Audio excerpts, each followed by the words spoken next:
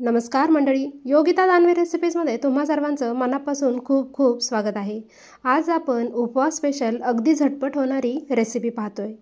त्यासाठी कढईमध्ये मी 1 वाटी साबुदाणा घेतला आहे। तो आपल्याला 2 ते 3 मिनिट छान मध्यम आचेवर भाजून घ्यायचा आहे।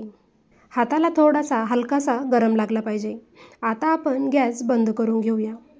थंड झाल्यानंतर मिक्सरमध्ये घालायचं आहे आणि जमेल तितकं आपल्याला हे बारीक असं फिरवून घ्यायचं आहे। इथे मी साबुदाणा मिक्सरमध्ये छान बारीक फिरवून घेतला आहे। चाळणीवर घालायचा आणि आपल्याला हे साबुदाण्याचं जे पीठ आहे ते चाळून घ्यायचं आहे। चाळणीवर जर जास्त मोठे कण राहत असतील तर ते पुन्हा एकदा मिक्सरमध्ये फिरवून घ्यायचे आहेत। मिक्सरच्या भांड्यामध्ये हिरवी मिरची आणि आलं घेतलं आहे। आमच्या इथे उपासाला जिरे चालत नाही, त्यामुळे इथे मी घातलेले नाहीये। तुमच्या इथे उपासाला चालत असेल तर तुम्ही घालू शकता। मिक्सरमध्ये इथे आता मी बारीक असं फिरवून घेतलेलं आहे। या साबुदाण्याच्या पिठामध्ये घालूया। चवीनुसार मीठ घालायचं। आता इथे मी 2 बटाटे उकडून घेतलेले आहेत। बटाटे आपल्याला किसून घ्यायचे आहेत। इथे मी दोन्ही बटाटे आता किसून घेतलेले आहेत। आता आपल्याला याचं पीठ मळून घ्यायचं आहे। सुरुवातीला उकडलेल्या बटाट्यामध्येच हे पीठ मळून घ्यायचं आहे।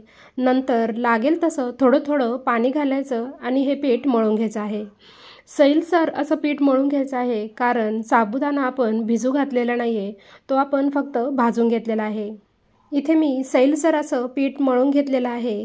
आता आपल्याला हे 10 ते 15 मिनिट झाकून ठेवायचं आहे। त्यामुळे साबुदाण्याचं जे पीठ आहे ते छान भिजलं जाईल। 15 मिनिट पीठ छान भिजलेलं आहे। पुन्हा एकदा हे मळून घ्यायचं आहे। पीठ छान मळून घेतलं। आता याचे गोळे करून घेऊया। 1 वाटी साबुदाण्यामध्ये आपले 5 गोळे तयार झाले आहे। आता एक प्लास्टिक पेपर घेतला आहे, त्याला असं तूप लावून घ्यायचं, म्हणजे आपला जो पिठाचा गोळा आहे त्याला अजिबात चिकटणार नाही। सगळीकडे व्यवस्थित तूप लावून घेतलं। पिठाचा गोळा मध्यभागी ठेवायचा, थोडासा दाब द्यायचा आणि हा लाटून घ्यायचा आहे। लाटून घेतल्यानंतर याच्या ज्या कडा आहेत त्या चिरल्यासारख्या दिसतात, त्यामुळे आपल्या घरी असं झाकण असतं किंवा एखादी प्लेट असते, त्याने असं गोल करून घ्यायचं आहे। साईडच्या कडा काढून टाकायच्या। त्यामुळे इथे आपला अगदी मस्त असा साबुदाणा आलू पराठा तयार आहे। लगेच याला भाजून घेऊया। पराठा टाकतानाचा व्हिडिओ स्किप झाला आहे, त्यामुळे माफी असावी। आता आपल्याला हा आलू पराठा दोन्ही बाजूने छान तेल किंवा तूप लावून भाजून घ्यायचा आहे। उपासाच्या दिवशी प्रत्येक वेळी साबुदाणा खिचडी खायचा कंटाळा येतो किंवा कधी-कधी साबुदाणा भिजू घालायचा विसरून जातो।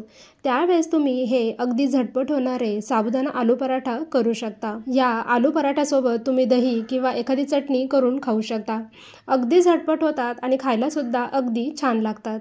इथे आपले मऊ लुसलुशीत साबुदाणा आलू पराठे तयार आहेत। रेसिपी आवडली असेल तर लाईक, शेअर आणि सबस्क्राईब नक्की करा। पुन्हा भेटूया अशा छानशा रेसिपीसोबत। तोपर्यंत बाय बाय।